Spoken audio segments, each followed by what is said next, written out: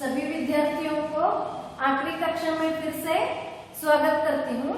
जैसे कि हमने देखा था कि पहला जो आपका कविता था प्रार्थना था, प्रार्थना संपूर्ण खत्म हो गया था और मैंने आपको प्रार्थना इस कविता कंठस्थ करने के लिए कही थी। फिर जब दूसरा पार्ट था मिर्च मसाला, तो मिर्च मसाला में उस पार्ट में हम देखा था गोलू, चमेली, चंपा और सारे गांव के लोगों के बारे में। और जब एक छोटी सी बात होती है, राज की बात, तो उसे बोलने से पहले बहुत सावधानी बरतनी चाहिए। यह हमने मिर्च मसाला इस पार्ट में देखा था।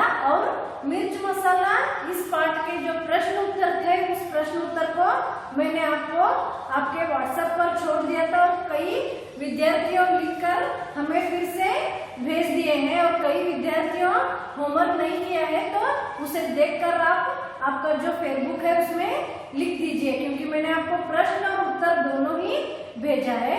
तो आज हम आपके 8वीं कक्षा का जो तीसरा पार्ट है, मतलब पार्ट 3 जो है वह है मेरा देश मेरी माँ। फिर पहले जो कविता था प्रार्थना था, फिर उसके बाद जो पार्ट था वह मिर्च मसाला है। अब जो तीसरा पार्ट है वह है मेरा देश मेरी माँ। इस पार्ट में हम माँ के बारे में और देश के बारे में, माँ का जो प्यार है और देश के बारे में, देश के प्रति हमें जो प्यार है उसके बारे में इस पार्ट में हम देख सकते हैं। तो इस पार्ट में एक जो मेजर थे वह अपने छुट्टी बिताने के लिए अपने गांव आए थे। फिर गांव आने के बाद उनको यह पता आ गया था कि कुछ शत्रुओं ने देश पर हमला किया है, इसीलिए जो कोई भी छुट्टी पर गए हैं वह सब क्या कीजिए, वापस आ जाइए। ऐसे पत्र आने पर मेजर साहब ने जाकर अपनी माँ से कहा, तो अपनी उनकी माँ थी, उनको बहुत बुरा लगा, क्योंकि उनके बेटा आकर सिर्फ 1 या 2 दिन बीते थे। फिर उन्होंने उस चिट्ठी को अपने माँ को दिखाया, तो माँ और बेटे दोनों का गला भर आया था। लेकिन माँ ने अपने बेटे को कहा कि इस वक्त तुमने जाना बहुत जरूरी है और यह याद रखना, मेरा जो आशीर्वाद है वह हमेशा तुम्हारे साथ रहेगा। और ये भी याद रखना कि बेटे, जब तुम शत्रुओं के साथ लड़ाई करते हो तो पीठ पर गोली मत खाना, अगर गोली खाना है तो छाती पर ही खाना, ऐसे कहकर अपने बेटे को भेज देते हैं। फिर मेजर साहब अपनी छुट्टी बिताने जो आए थे वो वापस जा रहे थे। तो वहां पर जाने पर यह जो एक लड़ाई थी, यह कोई भी इस लड़ाई में आगे नहीं आ रहा था। तो जो गांव से आए थे मेजर, उन्होंने ही इसका पूरा हिस्सा संभाल कर उन्होंने ही इस लड़ाई में आगे बढ़ गए थे। फिर क्या हो गया हम इस पार्ट में देखेंगे। तो आपका 8वीं का जो तीसरा पार्ट है वह है मेरा देश मेरी माँ। तो यहाँ पर हम क्या करते हैं, देश प्रेम के साथ माँ का प्यार भी देख सकते हैं। फिर इस पाठ का आशय ऐसा है कि शत्रु से देश की रक्षा करना देशवासियों का क्या है, परम पुनीत कर्तव्य है। इस पाठ का आशय यह है, यह पाठ भी क्या है, संकलित है। इस पाठ का यह आशय है कि शत्रुओं से देश की रक्षा करना हम सब का क्या है, एक परम पुण्य कर्तव्य है। जब शत्रु हमारे देश पर हमला करते हैं तो शत्रुओं से हमारे देश की रक्षा करना हमारा एक क्या है, बड़ा कर्तव्य है। जब भी हमारे देश पर आन आता है, जब भी हमारे देश पर कोई शत्रु हमला करते हैं, तो बहुत सारे ऐसे लोग हैं हमारे देश के लिए क्या कर रहे हैं, आज भी लड़ाई कर रहे हैं। इसीलिए यहाँ पर कहा गया है कि शत्रुओं से देश की रक्षा करना हमारे क्या है, एक परम पुण्य कर्तव्य है। हमारा जो कर्तव्य है वह है कि शत्रुओं से हमारे देश की रक्षा करना और लड़ाई में पीठ दिखाकर भागना नहीं चाहिए। और भी यहाँ पर कहते हैं कि जब लड़ाई करते हैं हम शत्रुओं से, जब भी लड़ाई करते हैं तो इस लड़ाई में हमें पीठ दिखाकर भागना नहीं चाहिए। मतलब उनको डर कर हमें उन्हें पीठ दिखाकर भाग कर आना, कभी भी ऐसा नहीं करना चाहिए और सीना तान कर आगे बढ़ना चाहिए। जब भी हम शत्रुओं से लड़ाई करने के लिए जाते हैं तो पीठ दिखाकर भागकर आना नहीं चाहिए, बल्कि हमें हमेशा सीना तान कर हमें आगे बढ़कर क्या करना चाहिए, शत्रुओं के साथ लड़ाई करना चाहिए। तभी तो हम वीर विजय माला पहनते हैं। जो कोई भी वीर है, जो कोई भी सैनिक है, जो कोई भी हमारे देश के लिए क्या कर रहे हैं, लड़ रहे हैं, उन्होंने क्या करते हैं, हमेशा सीना तान कर लड़ते हैं, सीना तान कर आगे बढ़ते हैं। तभी तो उनको हम क्या करते हैं, वीर माला पहनाते हैं, तभी तो हमें उनको वीर कहते हैं। इसीलिए यहाँ पर कहा जाता है कि कभी भी पीठ दिखाकर भागकर नहीं आना चाहिए, बल्कि सीना तान कर हमें क्या करना चाहिए, आगे बढ़कर जब हम आते हैं, सीना तान कर आगे बढ़कर लड़ते हैं, तभी तो लोग हमें वीर माला पहनाते हैं। इस घटना से यहाँ पर विद्यार्थी या बच्चे साहस और वीरता का भाव क्या करते हैं, सीखते हैं। इस पाठ से हम क्या करते हैं, साहस रहना और वीरता से आगे बढ़कर लड़ना सीख सकते हैं और वे अपने कर्तव्य के प्रति सजग रहते हैं। जो कोई भी हमारा कर्तव्य है, भारत के बारे में, हम भारत के देशवासी हैं, इसीलिए भारत के लिए लड़ना, भारत के लिए जो कुछ भी हम करते हैं वह क्या है, हमारा पुण्य परम क्या है, कर्तव्य है। हम हमेशा हमारे देश में रहकर देश के प्रति ही हमेशा क्या करना चाहिए, लड़ना चाहिए। हम इस देश के वासी हैं, हमारा भारत देश है, हम इस भारत माता के ऊपर आज है, तो हमें क्या करना चाहिए, हमारे भारत के प्रति हमेशा हमें क्या करना चाहिए, सैनिकों से लड़ना चाहिए और यह भी हमारा एक परम पुण्य कर्तव्य। यही इस पाठ का एक क्या है, आशय है। ಆತ್ಮೀಯ ವಿದ್ಯಾರ್ಥಿಗಳೇ, ನಾವು ಏನ್ ಮಾಡಿದ್ವು ಅಂದ್ರೆ ಮೊದಲನೇ ಕವಿತೆ ಏನ್ ಮಾಡಿದ್ದು, ಪ್ರಾರ್ಥನಾ ನೋಡಿದ್ದು. ಪ್ರಾರ್ಥನಾ ಕವಿತೆ ನಿಮಗೆ ಕಂಠಸ್ಥದಂತೂ ಹೇಳಿದ್ದು. ಅದರ ನಂತರ ನಾವು ಪ್ರಾರ್ಥನಾ ಒಳಗೂ ಏನ್ ಮಾಡಿದ್ದು ಅಂದ್ರೆ ನಮ್ಮ ದೇಶ ಪ್ರತಿ ನಾವು ಏನ್ ದೇವರಲ್ಲಿ ಪ್ರಾರ್ಥನೆ ಮಾಡ್ತೀವಿ ಅನ್ನೋದನ್ನ ನೋಡಿದ್ದು.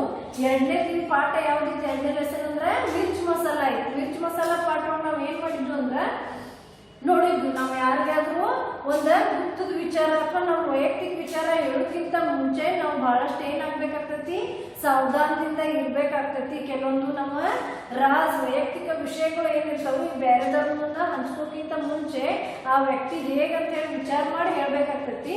ಹಾಗಾದ್ರೆ ಆ ಪಾಠ ಒಳಗ ನಾವು ಅದನ್ನ ನೋಡಿದ್ದು.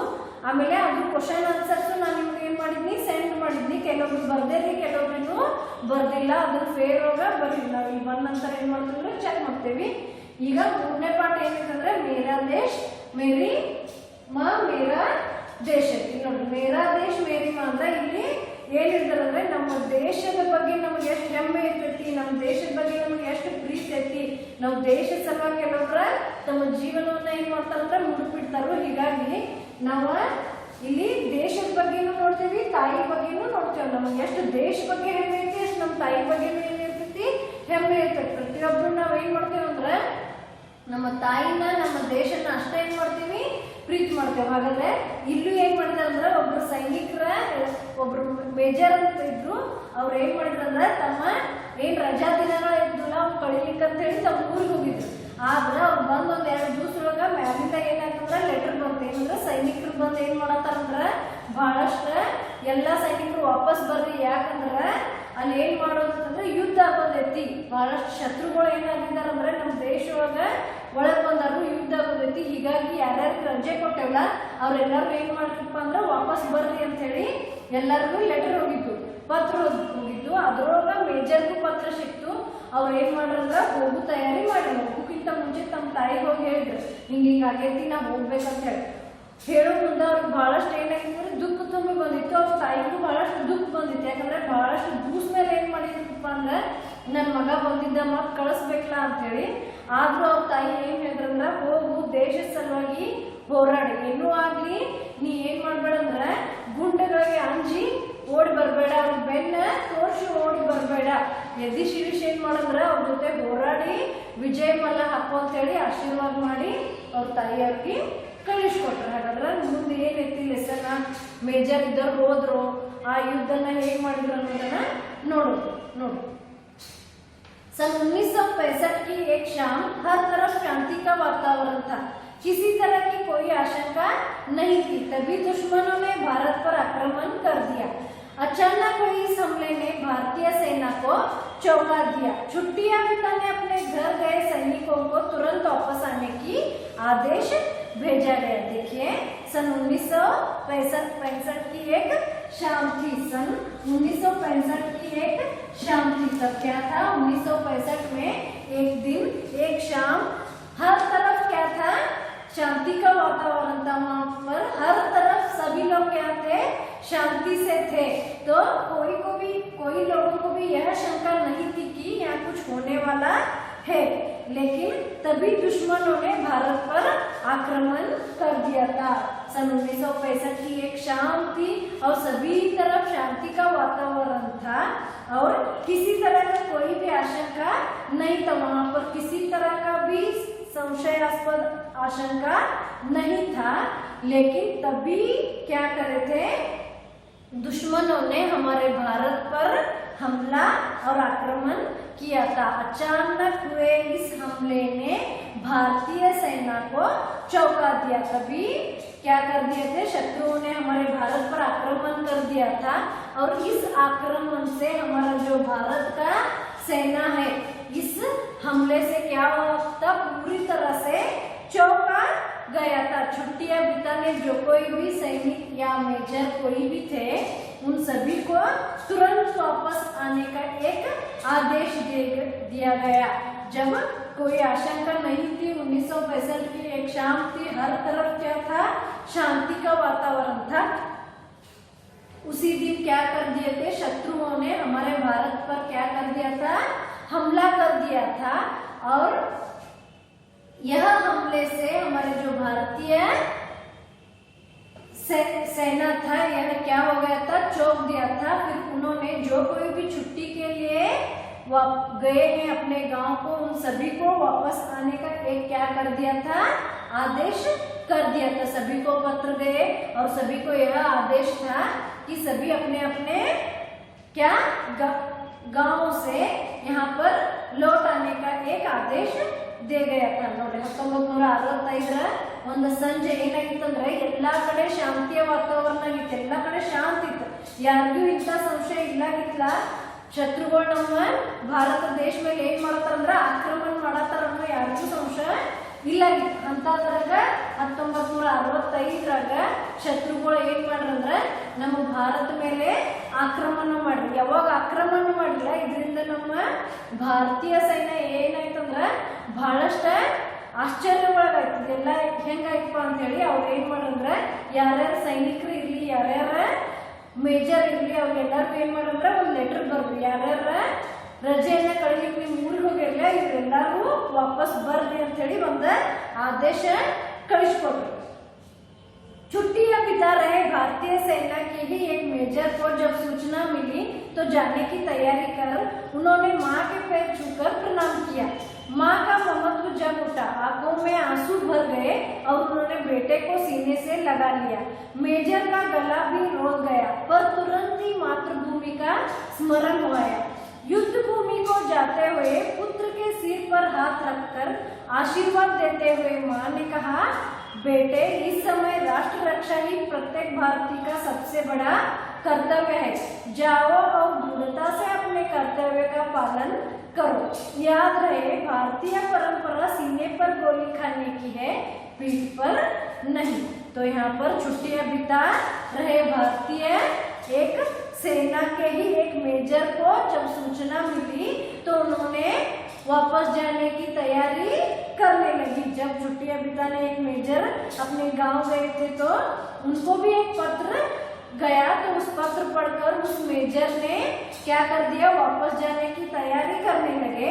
और उन्होंने तैयारी करते ही अपने माँ के पैर छूकर प्रणाम किया। माँ का ममत्व क्या हो गया, वहाँ पर जग उठा और माँ के आंखों से आंसू आने लगे। माँ ने अपने बेटे को सीने से लगाकर रोने लगे। देखिए छुट्टी बिताने एक मेजर भी गए थे, फिर उनको भी पत्र मिला। फिर पत्र सुनकर उन्होंने वापस जाने की तैयारी कर दी। जाते जाते उन्होंने अपने माँ के पैर छूकर प्रणाम कर कर उनसे आशीर्वाद लेने लगे। तो माँ का गला रोद उठा, माँ का ममत्व जग उठा, माँ के आंखों से आंसू आने लगे और माँ रोने लगी। फिर मेजर का गला भी उसी समय रोक गया, पर तुरंत ही उनको मातृभूमि की याद आई। फिर माँ को देखकर मेजर का भी गला सूखा गया, मेजर को भी रोना आया, लेकिन तुरंत ही उनको हमारी मातृभूमि की स्मरण हो आया।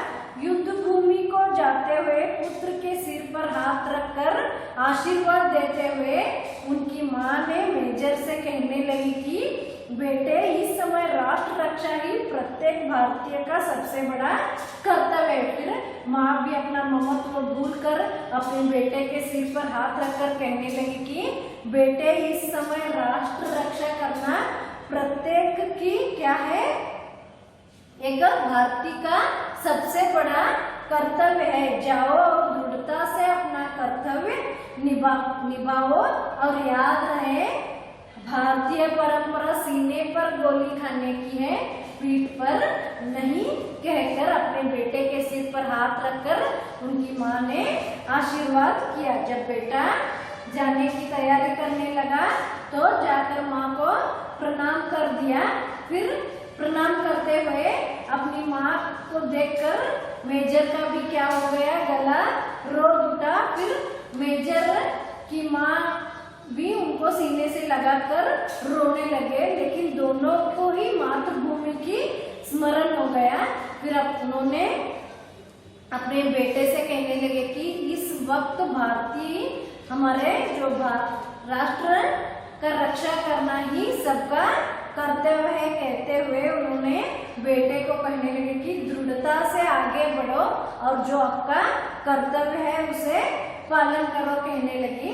और एक बात आशीर्वाद करते हुए मेजर की माँ ने कहने लगी कि बेटे, भारतीय परंपरा सीने पर गोली खाने की है, पीठ पर नहीं, कहने लगी। फिर बेटे को उनकी माँ ने कहने लगी कि बेटा, जो हमारा भारतीय परंपरा है यह सीने पर गोली खाने की है, पीठ पर नहीं, कहने लगी। तो यहाँ पर देखिए छात्रों, जब मेजर साहब वापस अपने गांव को जाने लगे तो उनको अपने माँ से क्या करने लगे, उन्होंने आशीर्वाद लेने के लिए अपने माँ के पास गए।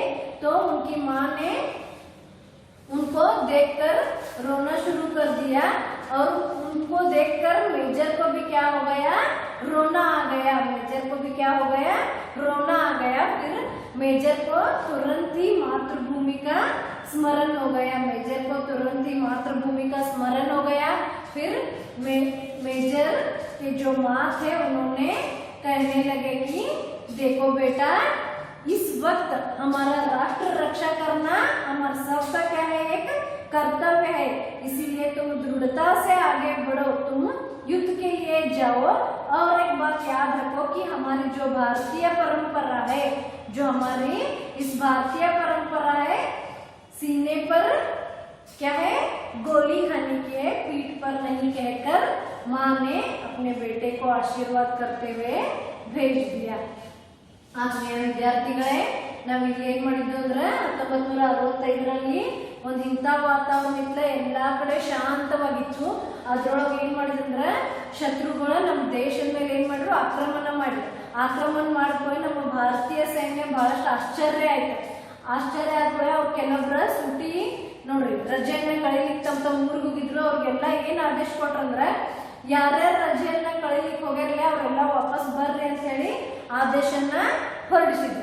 ಅದರೊಳಗ ಒಬ್ರ ಮೇಜರ್ ಇದ್ರು, ಅವ್ರಿಗೂ ಆ ಆದೇಶ ಹೋಯ್ತು. ಆ ಪತ್ರನ ಓದೋರು ಏನ್ ಮಾಡ್ರಂದ್ರೆ, ಇನ್ನೇನು ಹೋಗ್ಬೇಕು ಅಂತ ಹೇಳಿ ಎಲ್ಲ ತಯಾರಿ ಮಾಡ್ಕೊಂಡು ತಮ್ಮ ತಾಯಿ ಹತ್ರ ಹೋಗಿ ತಾಯಿ ಆಶೀರ್ವಾದ ತಗೋಬೇಕಂತ ಕಾಲಿಗೆ ನಮಸ್ಕಾರ ಮಾಡಿದ್ರು. ಅವಾಗ ಅವ್ರ ತಾಯಿಗ ಬಹಳಷ್ಟು ಅವ್ರ ಮಮತೆ ಉಕ್ಕಿ ಬಂತು. ತಾಯಿ ಅವ್ರಿಗೆ ತಡ್ಕೊಳಕ್ ಆಗ್ಲಿಲ್ಲ, ಅವ್ರ ಮಗನ ಮುಂದೆ ಅಳಾಕತ್ರು. ಯಾಕಂದ್ರೆ ಈಗ ತಾನೇ ಏನಾಗಿತ್ತು, 2 ದಿವಸ ಆಗಿತ್ತು ಬಂದ, ಬಹಳಷ್ಟು ದುಃಖ ಬಂತು ಅವ್ರ ತಾಯಿ. ದುಃಖ ಬಂದ್ಕೂಳೆ ಅವ್ರ ಅದನ್ನ ನೋಡಿ ಮೇಜರ್ ಏನಾಯ್ತಂದ್ರೆ ಬಹಳಷ್ಟು ದುಃಖ ಇಲ್ಲಿ ತನಕ ಗಂಟಲು ತನಕ ತುಂಬಿ ಬಂತು. ಆದ್ರೂ ಅವ್ರಿಗೆ ಲಘುನ ಏನಾಯ್ತಂದ್ರೆ ನಮ್ಮ ಮಾತೃಭೂಮಿಯ ಸ್ಮರಣೆ ಆಯ್ತು, ನಮ್ಮ ಮಾತೃಭೂಮಿ ನೆನಪಾಯ್ತು. ಅವಾಗ ಅವ್ರ ತಾಯಿ ಏನ್ ಹೇಳಿದ್ರಪ್ಪ ಅಂದ್ರೆ ಈ ಏನ್ ಸಮಯ ಐತೆ ಇದ ನಮ್ಮ ರಾಷ್ಟ್ರ ರಕ್ಷಣೆ ಮಾಡೋದ್ರಿಂದ ಒಳ್ಳೆಯ ಸಮಯ, ನಮ್ಮ ರಾಷ್ಟ್ರ ರಕ್ಷಣೆ ಮಾಡೋದ ನಿಮ್ಮೆಲ್ಲರದು ಕರ್ತವ್ಯ ಐತಿ. ಅದಕ್ಕೆ ನೀ ಏನ್ ಮಾಡ್ತಂದ್ರ ದೃಢತೆಯಿಂದ ಏನಾಗು ಮುಂದೋಗಿ ಯುದ್ಧವನ್ನ ಮಾಡಂತ ಹೇಳಿ ಮಗನಿಗೆ ಆಶೀರ್ವಾದ ಮಾಡೋದ್ರ ಜೊತೆಗೆ ಏನ್ ಹೇಳಿದ್ರಪ್ಪ ಅಂದ್ರ ನಮ್ಮ ಭಾರತೀಯ ಪರಂಪರೆ ಏನೈತಂದ್ರ ಮುಂದಿಂದ ಗುಂಡು ತಿನ್ನೋದೈತಿ. ನಾವ್ ಏನಾಗ್ತಂದ್ರೆ ಎದ್ದಿ ಶಿಳಿಸಿ ಹೋರಾಡ್ಬೇಕು ಹೊರತ ಬೆನ್ನು ತೋರಿಸಿ ಓಡಿ ಹೋಗ್ಬಾರ್ದು. ಅದಕ್ಕಾಗಿ ನೀ ಇನ್ನೂ ಆಗ್ಲಿ ಮುಂದುವರಿ ಯುದ್ಧ ಮಾಡು. ನಿನ್ನ ನಾವ ಏನ್ ಮಾಡೋದು ಅಂದ್ರ ಮುಂದಿದ್ರೆ ಗುಂಡು ತಿನ್ನು, ನಮ್ ಗುಂಡು ಎದಿಗ್ ಬಂದ್ ಹಾಕ್ಲಿ, ಆದ್ರ ಬೆನ್ನಿಗೆ ಹಾಕಿ ಓಡಿ ಬರ್ಬೋದು, ಬೆನ್ನಿಗೆ ಗುಂಡ ಬಡಿಬಾರ್ದು ಅಂತ ಹೇಳ್ತಾರೆ. ನೋಡ್ರಿ ವಿದ್ಯಾರ್ಥಿಗಳು ನಾವ್ ಏನ್ ಮಾಡ್ತೇವಂದ್ರೆ ಕೆಲವೊಂದ್ಸಲ ಅಂಜಿ ಓಡಿ ಬರ್ತಿರ್ತೀವಿ, ಅವಾಗ ನಮ್ಗೆ ಏನಾಗ್ತೈತಿ ಬೆನ್ನಾಗ ಗುಂಡು ಬೀಳ್ತೈತಿ. ಯಾರು ಅಂಜಿ ಓಡಿ ಬರ್ತಿರ್ತಾರೋ ಅವ್ರಿಗೆ ಗುಂಡು ಬೆನ್ನಾಗ ಬೀಳ್ತೈತಿ. ನಾವ್ ದೃಢತೆಯಿಂದ ಮುಂದೆ ಹೋದ್ರು ಅಂದ್ರೆ ನಮ್ ಗುಂಡು ಎಲ್ಲಿ ಸಿಗ್ತೈತಿ ಎದಿ ಮೇಲೆ ಬರ್ತೈತಿ. ಅದಕ್ಕಾಗಿ ಅವ್ರ ತಾಯಿ ಏನ್ ಹೇಳಿದ್ರಂದ್ರ ಎದಿ ಮೇಲೆ ಗುಂಡು ತಿನ್ನು, ಆದ್ರ ಬೆನ್ ಮೇಲೆ ಗುಂಡು ತಿಂದ ಓಡಿ ಬರಕ್ ಹೋಗ್ಬೇಡ, ನಮ್ಮ ಭಾರತೀಯ ಪರಂಪರೆ ಅಲ್ಲ ಅಂತ ಹೇಳಿ ಆಶೀರ್ವಾದ ಮಾಡಿ ಏನ್ ಮಾಡ್ರಂದ್ರ ಕಳಿಸ್ಯಾರ. ಅದ ನಂತರ ಏನ್ ಮಾಡ್ರಂದ್ರ ಅವ್ರ ಯುದ್ಧ ಮಾಡಕ್ ಹೇಳಿ ಹೋದ್ರು. ಆಮೇಲೆ ಮುಂದ ಏನ್ ಮಾಡೋದಂದ್ರ ತಯಾರಿಯಾಗಿ ಹೋದ್ರು. ನೋಡಿ युद्ध भीष्म रूप से फैलता जा रहा था। इच्छोगी लहर का मोर्चा भारतीय सेना के लिए चुनौती की दीवार बनना खड़ा था। प्रश्न उठा इस अभेद दीवार को तोड़ने की जिम्मेदारी कौन निभाएगा। देखिए युद्ध भीष्म रूप से क्या हो गया था, भीष्म रूप से फैल गया था। वहां पर जो युद्ध था वह बड़े बड़े रूप में क्या हो गया था, फैल गया था। इच्छोगी लहर का मोर्चा भारतीय सेना के लिए एक बड़ा चुनौती का दीवार बना था। फिर युद्ध बड़े रूप से बढ़ गया था, युद्ध ज्यादा से ज्यादा हो रहा था। और वहां पर एक प्रश्न उठा था कि वहां पर एक युद्ध का जो इच्छोगी मोर्चा था इसे लेने की चुनौती का दीवार बना खड़ा था, और इसे लेने का जिम्मेदारी कौन उठाएगा, यही एक बड़ा प्रश्न था। इस अभेद दीवार को तोड़ने की जिम्मेदारी कौन निभाएगा।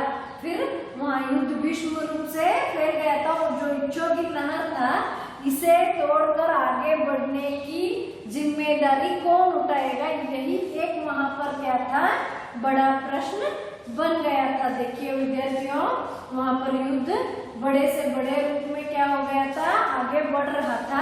फिर जो वहां पर इच्छोगिल मोर्चा था, इच्छोगिल नगर का जो मोर्चा था उसे तोड़कर कौन सैनिक या कोई मेजर या कोई ऑफिसर कौन आगे बढ़ेगा, यही एक प्रश्न वहां पर खड़ा हुआ था।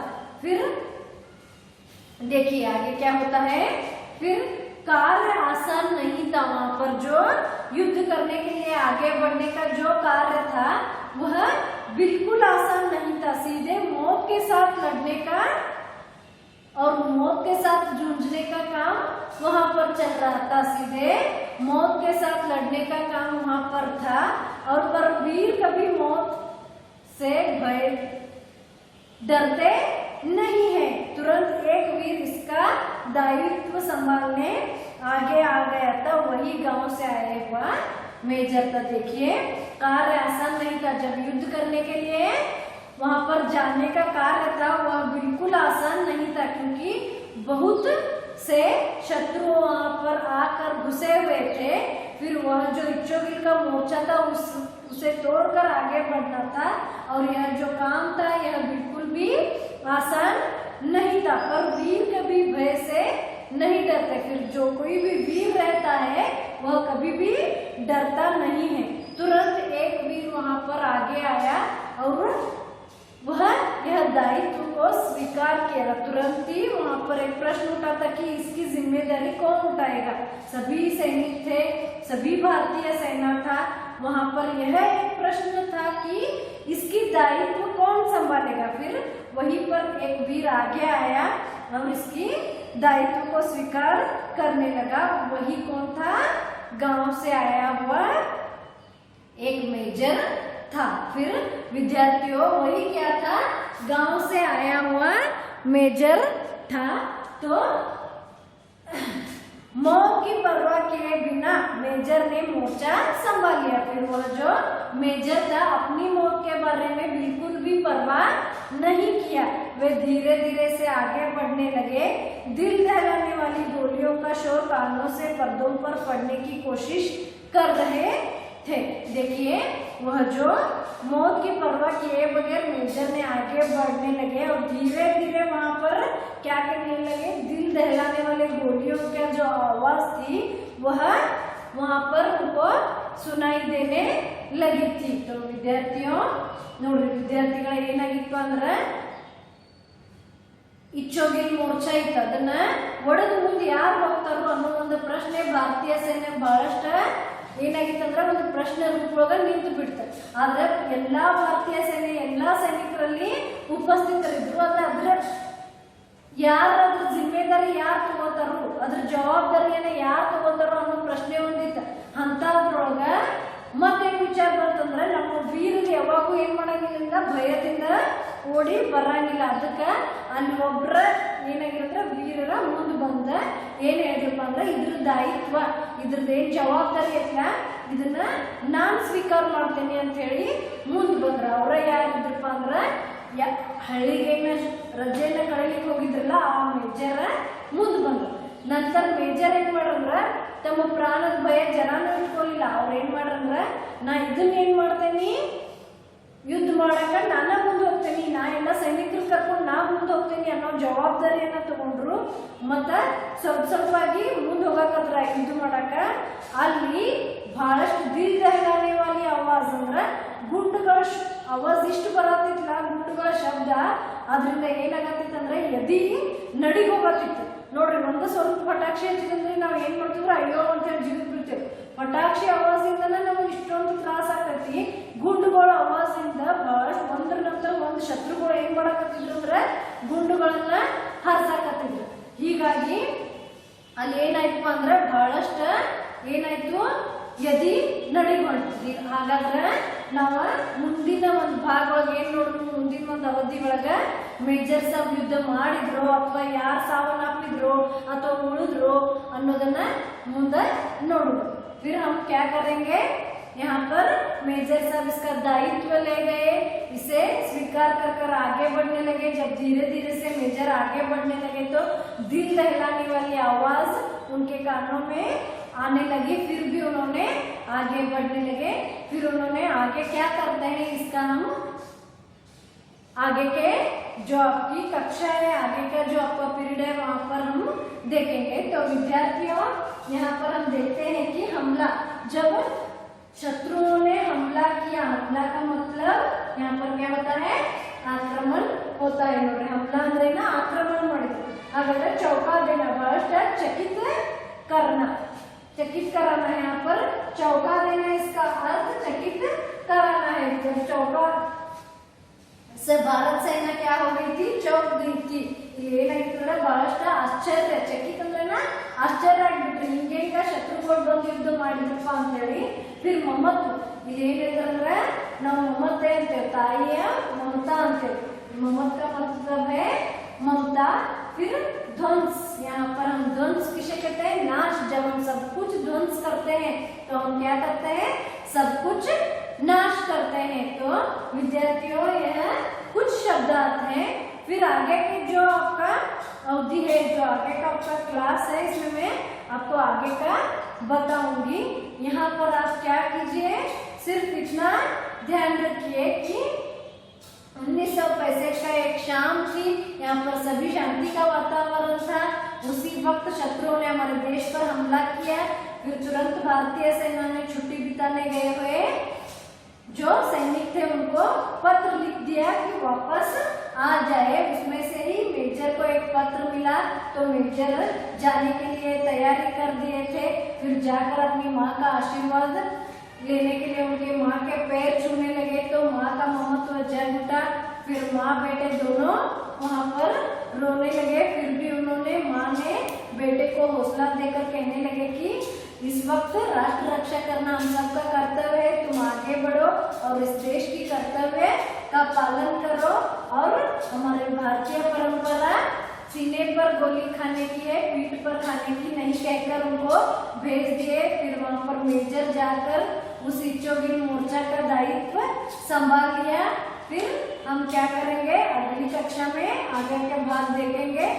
इसमें जितने प्रश्न आते हैं आप 4 या 5 प्रश्न लिखकर हमें भेज दीजिए। अगले हम फिर मिलेंगे। धन्यवाद।